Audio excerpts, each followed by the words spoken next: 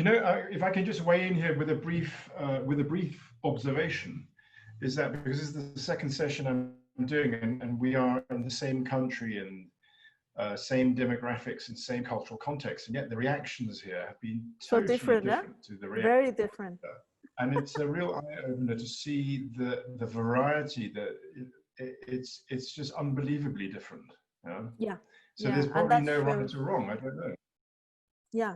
Yeah. No, this is the thing. It's not about right or wrong. It's about the recognition that we bring very different views of the world and the people around us to the table, even if we come from the same cultural backgrounds, even if we've had similar upbringings. I mean, the Meghan Markle one is a typical case in point, but you know, it just happens with everyday life. We bring very, very different reactions. We don't have a monochromatic look of the world. We have a very diverse look of the world, and that's why understanding where our reactions come from and why, it kind of helps us to then mitigate some of the biases that may come into play. So let's move on. Yes, by the way, Meghan Markle was really nice. From my own experience, she was actually very nice. Okay, let's move on. So, I mean, what is unconscious bias? I think you will know what unconscious bias is, and you will have an idea where it comes from. But just to refresh everybody's memory, but a bias is actually a prejudice. It is defined as a prejudice, either in favor or against one thing, person, or group compared with another, usually in a way that is considered to be unfair. So, I mean, the word prejudice is quite a strong word, but actually it is a prejudice because it's a positive or a negative reaction to either a person, a group of people, or a situation. And a positive or negative reaction will mean that your reaction to it will gear you towards different decisions based on that reaction. So it is a prejudice. And of course, it's not conscious. I mean, the name says it all, right? It's an unconscious reaction. It's a reaction that happens automatically. It's triggered by your brain. And your brain, what it's doing is helping you to make quick judgments and assessments of people and situations. And these assessments are influenced by a variety of factors. So basically what it is that the brain is creating shortcuts for you to be able to deal with a huge amount of data and information and decisions that you have to deal with on a day-to-day basis. We have, I mean, the brain is an amazing machine, but the truth is that every day we are bombarded with data, with situations that we have to deal with big decisions, with small decisions.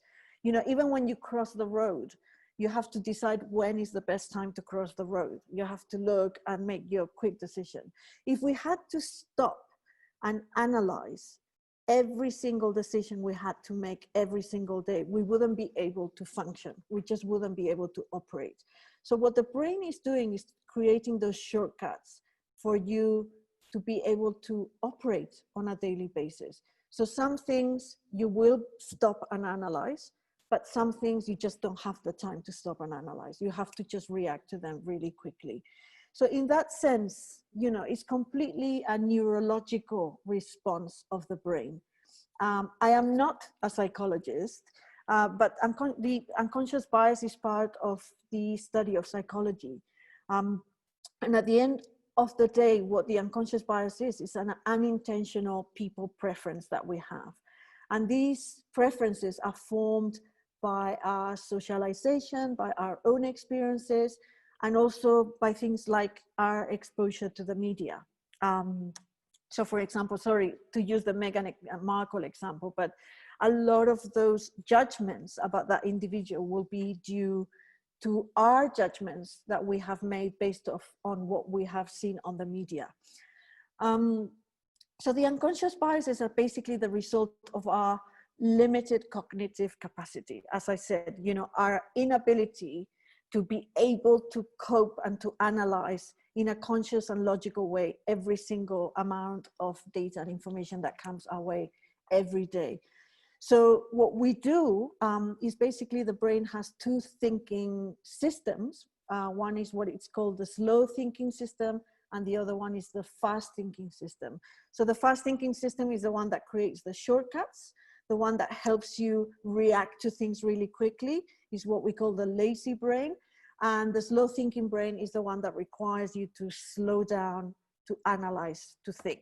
So when you deal with a complex mathematical problem, you use your slow thinking brain, because you look at that problem and your brain is unable to give you a quick reaction to that, because the risk is that you'll get it wrong.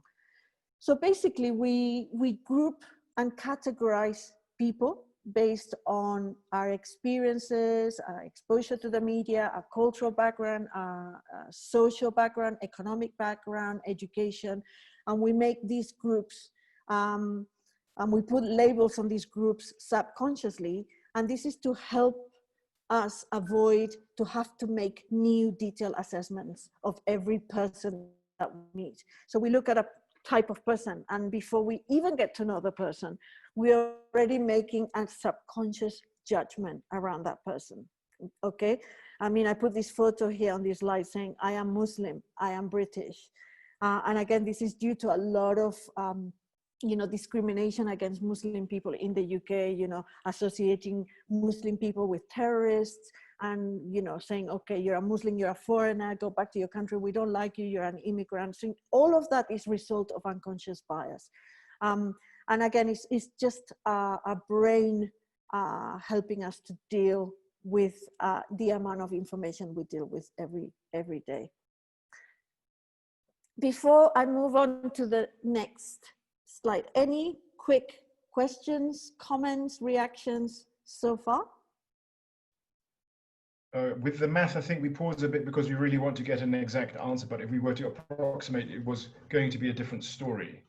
I think that's probably relating to that interplay between the fast and the fast lazy brain and the slow deliberate one. Absolutely, yeah, because I gave an instruction. My instruction was react quickly.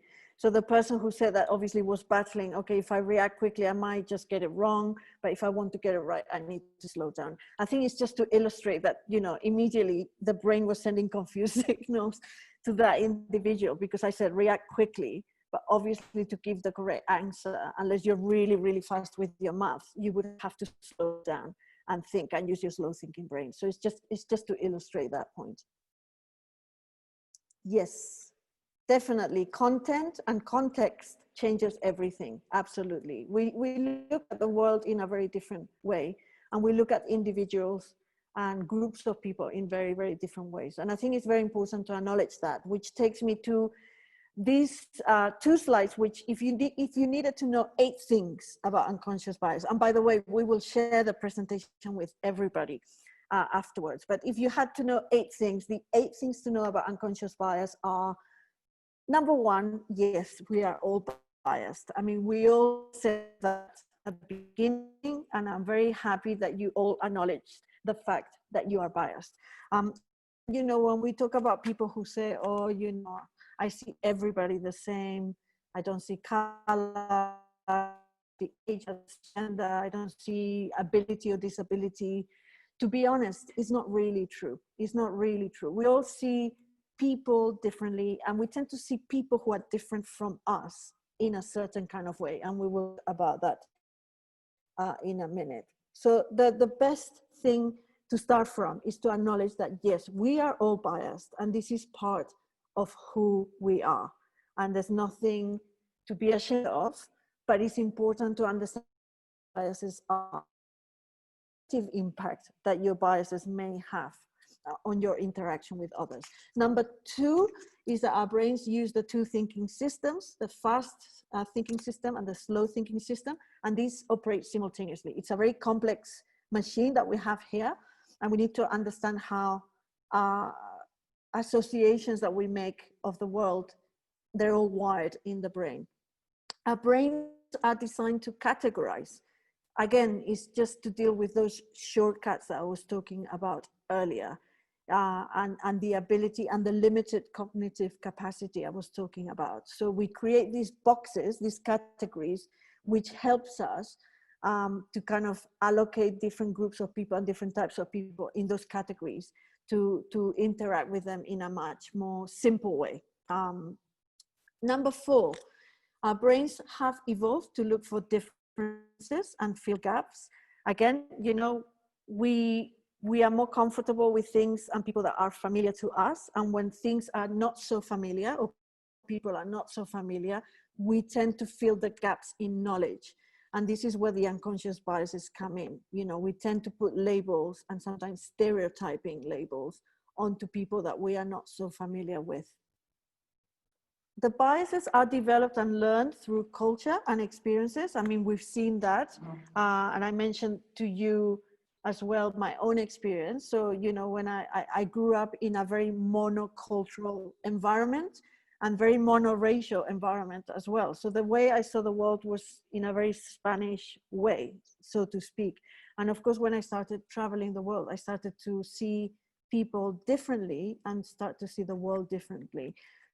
So it's through the different culture and learning experiences that we go through time that we start to develop, and our biases also change with time. These become wired within our brain, and we tend to make those emotional associations. So remember your reactions to the images. How many of your reactions had an emotional association? Very, very rarely you had a reaction that was neutral, except for sometimes, for example, flag, just flag, red carpet. But most of your reactions had an emotional association, and there's a background to that emotional association. So it's important to understand where the association comes from. Biases are driven by emotions and intuition. So they're not logical, they're not analytical, they're totally impulsive, they're emotional, they're intuitive. And these are created by a tendency to jump to conclusions. Sometimes it's much easier to jump to a conclusion than it is to stop and think and analyze and reflect, or even harder, to try to understand somebody else's point of view. That takes effort and time. I'm gonna stop here. Someone did some interesting comment on the chat about, wasn't this all to originally protect us from harm? Would you like to elaborate on that comment, if you don't mind? Malevise, right? Maybe she can't hear. If not, yeah, if you can't come in, I mean, I find that quite interesting because it is bias is a double-edged sword. Evolution, from an evolutionary point of view, it was supposed to help us avoid danger and quickly assess situations. You know, in the olden days, we didn't have the benefit of LinkedIn to check out someone. And in a new society, they could have, you know, they could have inflicted harm when you first meet them. So maybe you can speak a little bit to how do we hold this paradox in our that the moment we think and have a reaction, we are and have an opinion, we are judging something. And there's a very fine dividing line between judging and being judgmental. No, definitely. And that's why I picked this comment, because it's very true. And I think someone brought it up last week as well when we talked about this. And definitely it's a survival instinct. And also you cannot just stop and think about everything. You know, you have to follow your instincts sometimes. So let's say, you know, if you're walking on the street and someone is walking your way and your gut feeling is telling you danger, you're not going to stop and analyze and say hello to that person and say, can I get to know you, because I think that you might be dangerous, but I don't want to be biased, right? So of course you have to follow your instinct and your kind of the signals that your brain is sending you in terms of kind of survival. The issue here, and that we are talking about, is how very often, especially in work environments, let's say, but also social environments, but let's just talk about work, how sometimes your own bias will lead you to make the wrong judgments and the wrong decisions in a work environment. So is that fine balance, you know? I mean, we all have gut feelings, and many many times gut feelings are correct. But in work situations, if we always follow our gut feeling and we respond and we jump to conclusions, these can take us to wrong decisions. And it could lead us to make wrong judgments about people. I mean, you did say about the reasons why people are unemployed. And the last reason that you mentioned is because they didn't fit in the culture. But what culture are we talking about?